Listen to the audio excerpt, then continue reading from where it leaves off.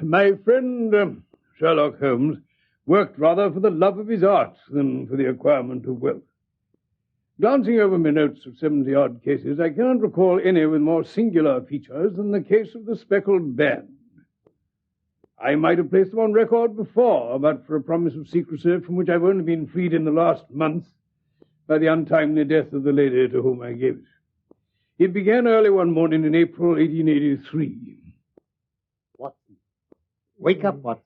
What on earth? Come along, Watson. It's 7:15. Oh. It seems that a young lady has arrived in a considerable state of excitement. Aha. Now, when young ladies wander about the metropolis at this hour of the morning and knock sleepy people up out of their beds, I presume that it's something very pressing which they have to communicate.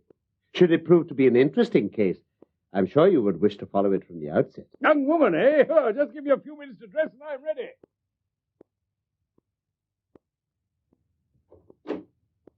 Good morning, madam. My name is Sherlock Holmes. Good morning, Mr. Holmes. This is my intimate friend and associate, Dr. Watson. Good morning, ma'am. Good morning, Doctor. I'm glad to see that Mrs. Hudson has had the good sense to light the fire. Pray draw up to it, madam. It is not cold which is making me shiver. You must not fear. We shall soon set matters right. Yes, certainly. But now, madam, I beg you to lay before us everything that may help in forming an opinion about this matter. The real horror of my situation seems to be that my fears are so vague, and my suspicions depend so entirely on small points which might seem trivial. You'll probably tell me they are nothing but the fancies of a nervous woman, but I've heard, Mr. Holmes, that you can see deeply into the wickedness of the human heart. I'm all attention, madam. My name is Helen Stoner, and I'm living with my stepfather, Dr. Grimesby Roylott, of Stoke Moran, on the west border of Surrey. One of the oldest Saxon families in England, I believe. And at one time amongst the richest, too. But in the last century, 4 successive heirs wasted the fortune. All that was left was a few acres of ground and the house. The last squire dragged out his existence there, living the horrible life of an aristocratic pauper. But his only son, my stepfather, saw that he must adapt himself to the new conditions and took a medical degree.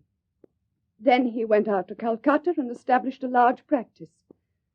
However, in a fit of anger after his house had been robbed, he beat his butler to death. Gracious heavens. He narrowly escaped a capital sentence.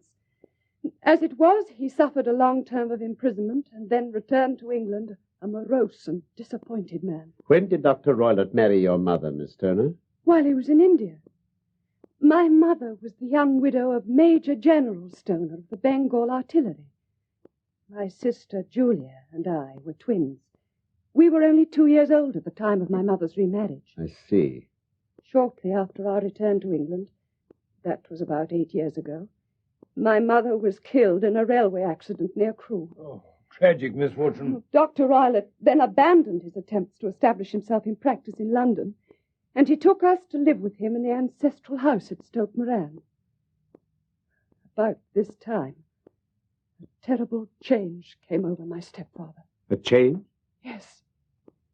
Instead of making friends and exchanging visits with our neighbors, he indulged in ferocious quarrels with anyone crossing his path. He became the terror of the village. He's a man of immense strength and absolutely uncontrollable anger. Is there any history of violence or violence of temper in his family, to your knowledge? There is indeed. I think in my stepfather's case it's even worse, as he lived so long in the tropics.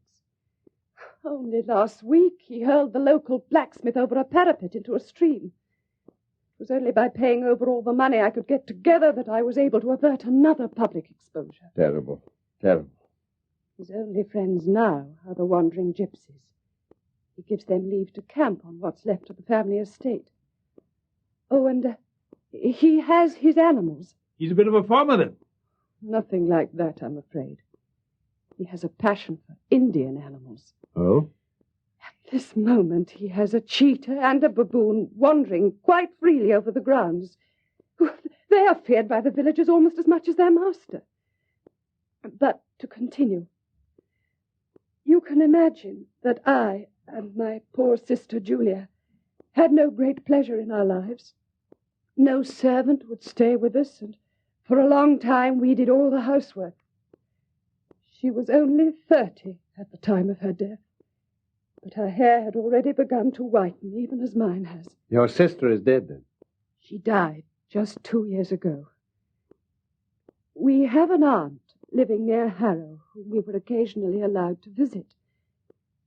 When Julia went there at Christmas 2 years ago, she met a half-pay major of Marines and became engaged to him. My stepfather learned of the engagement when my sister returned and offered no objection to the marriage. But within a fortnight of the day which had been fixed for the wedding, the terrible event occurred which has deprived me of my only companion. Miss Stoner, pray be precise as to details at this point. Oh, it is easy for me to be so, for every event of that dreadful time is seared into my memory. Only one wing of the house is now inhabited. The bedrooms are on the ground floor. The first is Dr. Roylett's, the second was my sister's, and the third my own. There's no communication between them, but they all open out into the same corridor. Do I make myself plain? Perfectly so. Yes. The windows of all 3 rooms open out upon the lawn. That fatal night, Dr. Roylett had gone to his room early, but we could smell his strong Indian cigars. Julia was in my room, chatting about her approaching wedding. At 11 o'clock, she rose to leave me. Helen, darling. Yes, dear? Tell me, have you ever heard anyone whistle in the dead of night? Whistle? No, never. Why are you asking? Because during the last few nights at about 3 a.m, I've kept hearing a low, clear whistle. It seems to be from the next room, or perhaps from the lawn. I thought I'd just ask you whether you'd heard it. No, I haven't. It must be those wretched gypsies in the plantation. Yes, very likely. And yet, if it were on the lawn, I wonder you didn't hear it also. But I've less on my mind than you, and I sleep more heavily than you do. Well, I don't suppose it matters. Good night, darling. Good night, Julia, dear.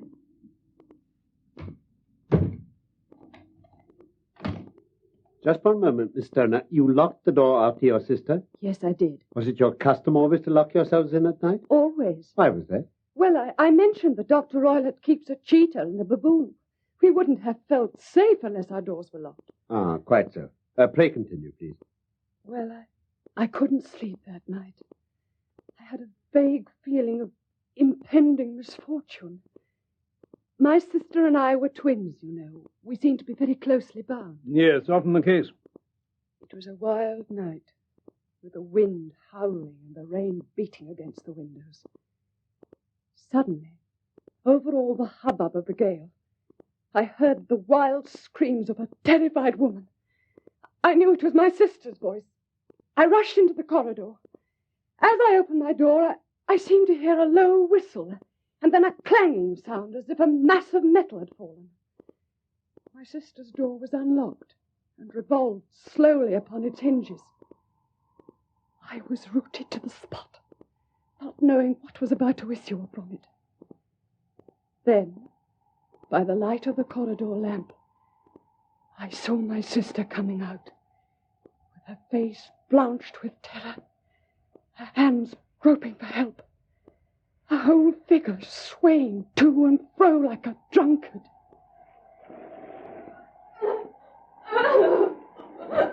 Julia! Julia, my darling! What is it? What's happened? Helen, it was... Yes, it was the band! the speckled band! The speckled band! Julia! Darling! Oh.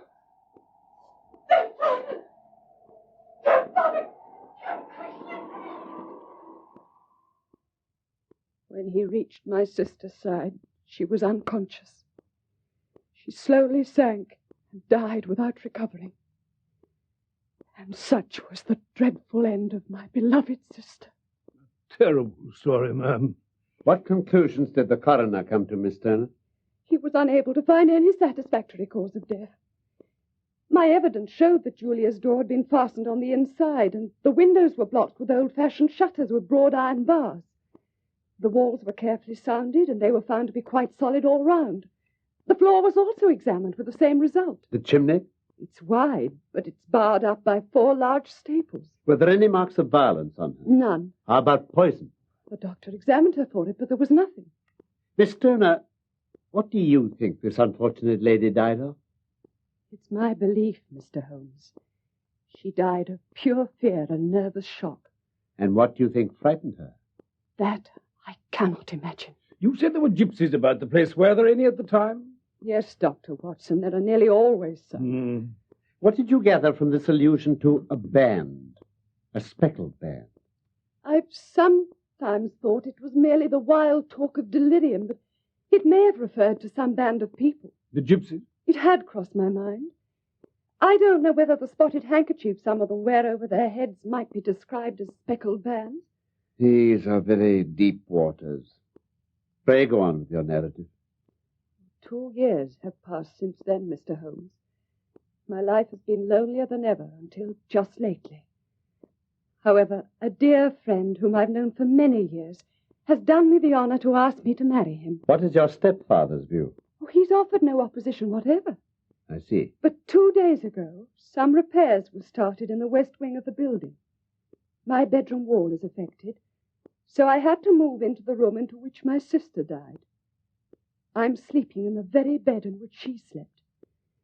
So you can imagine my terror last night as I lay awake thinking of her terrible fate, when I suddenly heard in the silence of the night the low whistle which had been the herald of her own death. Oh, great heavens. I sprang up and lit the lamp, but nothing was to be seen in the room. I was too shaken to go to bed again, however, so I got dressed, and as soon as it was daylight, I slipped down to the Crown Inn and got a dog cart to drive me to Leatherhead. My one object was to see you, Mr. Holmes, and ask your advice. You have done wisely. But have you told me everything? Yes, I have. Miss Turner, you have not. Mr. Holmes... You are screening your stepfather. I don't understand. What do you mean? If you'll permit me to turn back the fringe of your sleeve. Thank you. Terrible. You have been cruelly used, madam. Oh, he is a hard man. Perhaps he hardly knows his own strength. This is very deep business. But we haven't a moment to lose. Now then, if we were to come to Stoke Moran today, would it be possible for us to see over these rooms without your stepfather's knowledge? Yes. As it happens, he was speaking of coming into town today on some important business. Excellent. What are you going to do yourself, Miss Turner? Now that I'm in town, there are 1 or 2 things that I'd like to do. I shall go back by the 12 o'clock train so as to be there in time for your coming. But my heart is lightened already, gentlemen. I shall look forward to seeing you again this afternoon. Allow me to see you out, Miss Turner. Thank you. Well, Holmes, What do you think of it all, Watson? dark and sinister, that's what I think of it. Dark enough and sinister enough. But, Holmes, if she's correct in saying the floors and walls are sound and the door and window and chimney impassable, then her sister must have been absolutely alone when she met her death. Death in a sealed room, in other words. Out of my way, What you the Watson. devil? Which of you is Holmes? My name, sir, but you have the advantage of me. I am Dr. Grimesby Roylott of Stoke Moran. Indeed, Doctor? Pray take a seat. I will do nothing of the kind. My stepdaughter has been here. I have traced her. What has she been saying to you? It is a little cold for the time of the year. What has she been saying to you? But I've heard that the crocuses promise well. Ha! You think you can put me off, do you? I know you, you scoundrel. I've heard of you before. You are Holmes the meddler. Holmes the Scotland Yard Jack in office. Your conversation is most entertaining, Dr. Roylott. When you go out to close the door, there's a decided draught. I will go when I have had my say. Don't you dare to meddle with my affairs. I know the girl has been here. I'm a dangerous man to fall foul of. See here. I'll show you how I can bend a poker and how I could bend you for 2 pins.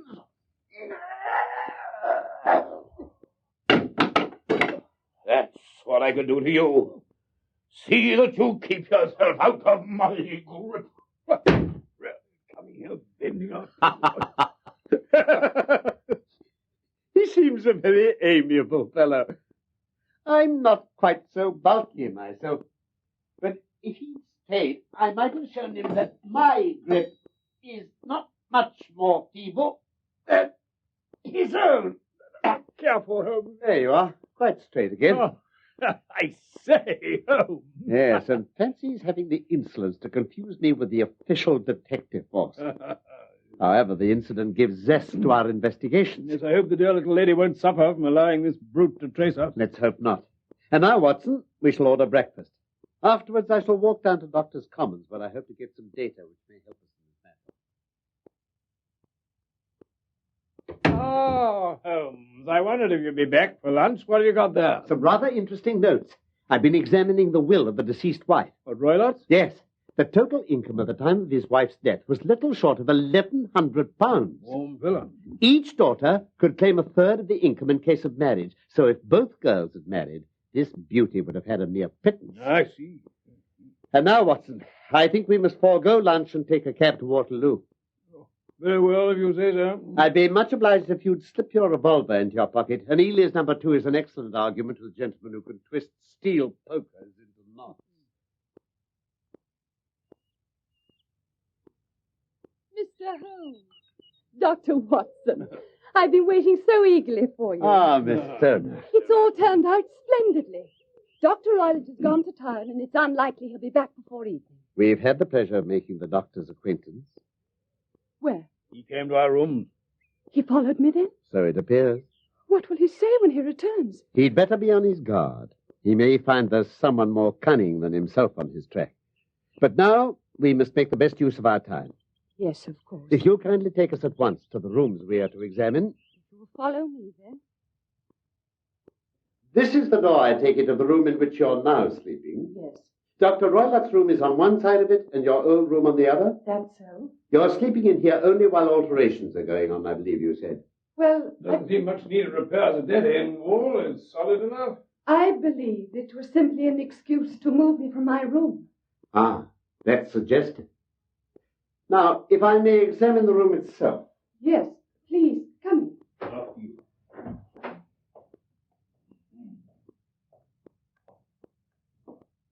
I see. Now, there are the shutters you close over the windows at night. Yes, strong enough by the look of them. Solid iron hinges. Nowhere to get a knife through to raise the bar. I believe you're correct, Watson. Oh, what else have we? Oh, what is that over the bed? Bell rope? Yes, it rings in the housekeeper's room. It looks newer than the other things here. Yes, it was only put there a couple of years ago. Oh? Let me have a look at it. Huh. This bell rope is a dummy.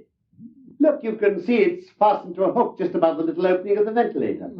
Very absurd. I never noticed that before. There are one or two very singular points about this room.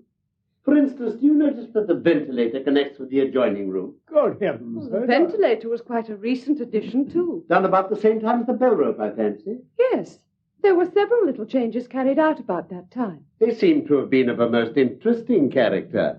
A dummy bell rope and a ventilator which doesn't ventilate. With your permission, Miss Turner, we shall now carry our researches into the next apartment, Dr. Roylott's own room. Sparsely furnished, I see. Yes, And a safe. What's in it? my stepfather's business papers. Oh, you've seen inside them. Only once, some years ago. It was full of papers. There isn't a cat in it, for example. Cat? In a safe, Holmes? Well, look at this. What's a saucer of milk doing here? We don't keep a cat, but there is a cheetah and a baboon. Well, a cheetah is just a big cat. Yet I dare say a saucer of milk wouldn't go very far in satisfying its wants. Hello. Now, here is something interesting. It looks like a dog leash. Curled upon itself and tied to make a loop of whipcord. What do you make of that, Watson? Well, it's a common enough object, but I don't know why it's to be tied like that. That isn't quite so common, is it? Ah, me. It's a wicked world. And when a clever man turns his brain to crime, it's the worst of all. Now, Miss Stoner, it's very essential that you should absolutely follow my advice in every respect. Your life may depend upon your compliance. I assure you I'm in your hands. In the first place, my friend and I must spend the night in your room. It must be so. Let me explain. I believe that is the village inn over there. Yes, that is the Crown. Very good. You must confine yourself to your room with a headache when your stepfather comes back. When you hear him retire for the night, you must open the shutters of your window, undo the hasp, put your lamp there as a signal to us, and then withdraw into the room which you used to occupy. I've no doubt that you could manage there for one night. Oh, yes, easily. The rest you will leave in our hands. But what will you do? We shall come over from the inn and spend the night in the room you've left, and we shall investigate the cause of this noise which has disturbed you. Mr. Holmes, I believe you have already made up your mind. Perhaps I have. Then, for pity's sake, tell me what was the cause of my sister's death. I should prefer to have clearer proof before I speak. And now, Miss Turner, we must leave you. If Dr. Roylott returned and saw us, our journey would be in vain. Watson and I must make our way to the Crown and engage a room commanding a view of this part of Stoke Moran Manor House. Goodbye, Miss Turner. Be brave. Thank you, Mr. Holmes. I have complete faith in you. You know, Watson, I really have some scruples about taking you with me tonight. There's a distinct element of danger. Can I be of assistance? Your presence might be invaluable. Well, then I shall certainly come. It's very kind of you. You speak of danger, Holmes. You've evidently seen more in these rooms than I did. No, I imagine you saw as much as I. But I fancy I may have deduced a little more. I didn't notice anything remarkable except the bell rope. You saw the ventilator, too. Yes. What harm can there be in that? Well, there is at least a curious coincidence of dates. A ventilator is made, a bell rope is hung, and a lady who sleeps in the bed dies. Did you observe anything peculiar about that bed? No. It was clamped to the floor. What? The lady could not move her bed. It must always be in the same relative position to the ventilator and to the rope. Holmes, now I'm beginning to see we're only just in time to prevent another subtle and horrible crime. When a doctor does go wrong, he is the first of criminals. He has nerve and he has knowledge. We shall have horrors enough before the night is over. Holmes, there's the light from the manor house. A signal. Come along, then, and keep a sharp lookout for that baboon. Yes, and the cheater. I shall be a good deal happier when we're in that room.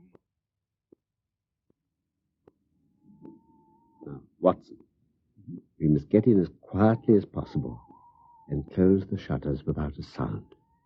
We must sit without a light. He would see it through the ventilator. He must believe she has gone to bed. Yes, I understand. Do not go to sleep. Your life may depend upon it. Have your pistol ready in case we should need it. I'll sit on the side of the bed and you in the chair. Right. Good. Let's get in then.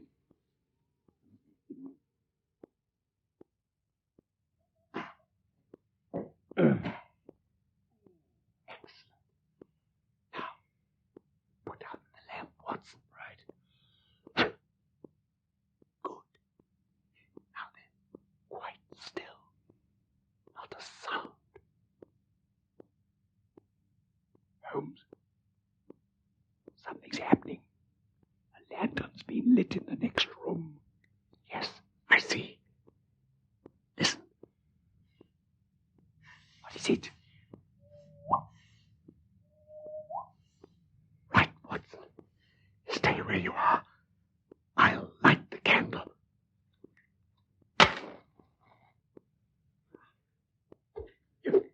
You see it, Watson? You see it? I can't. Ah! It's gone. What is it, Holmes? I can't see. Watson, get your pistol out. Now into Roylott's room, quickly.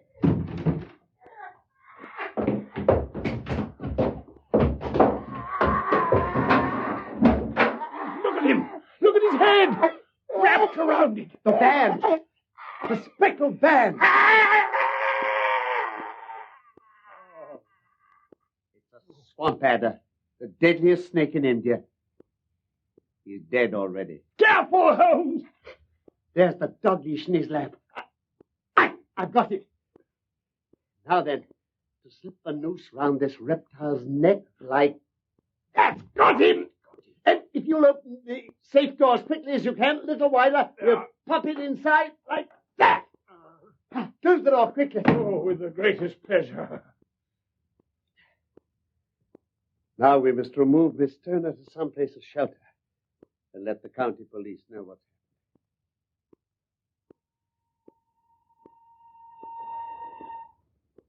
But, Holmes, what made you suspect you would find a snake? When I examined the room, it became clear to me that whatever danger threatened could not come either from the window or the door. The discovery that the bell rope attached to the ventilator was a dummy and that the bed was clamped to the floor instantly made me suspicious that the rope was there as a bridge. The idea of a snake occurred to me instantly, and when I coupled it with my knowledge that Dr. Roylott was furnished with a supply of creatures from India, I felt sure I was on the right track. Yes, of course, I see. It would be a sharp-eyed coroner, indeed, who could distinguish the two little dark punctures which would show where the poison fangs had done their work. Well, what about the whistle? That was the next thing I thought about. He would put the snake through the ventilator with the certainty that it would crawl down the rope and land on the bed. But he couldn't be sure that it would bite the occupant of the bed. She might escape every night for a week before she fell a victim. Therefore, he had to be able to recall the snake before the morning light, or she would have seen it. So he trained it, probably by the use of the milk which we saw, to come back to him when he whistled to it. A snake charmer, eh? Something of the kind. When I saw the safe, the saucer of milk, and this loop of whipcord, any doubts I might still have had were dispelled. So the metallic clang Was obviously caused by her stepfather hastily closing the door of his safe on this terrible occupant. Holmes? Yes, Watson? You know, I'm just beginning to feel rather thankful that I didn't know any of this before we settled down in that room in the dark. When I think of that creature sliding down the bell rope towards us... Well, at least I sat on the bed and gave you the chair. Yeah, so you did. And you knew what to expect, too. As soon as I heard the creature hiss, I knew for certain what we were up against. I don't mind admitting I was glad to get that candle lit and use my stick on the brute. With the result of driving it through the ventilator. And also with the result of causing it to turn on its master at the other side. Some of my blows got home upon it and must have roused its snakish temper. It fled through the ventilator and fastened upon the first person it saw. No doubt I'm indirectly responsible for Dr. Grimesby Roylott's death. But I can't say it's likely to weigh very heavily upon my conscience.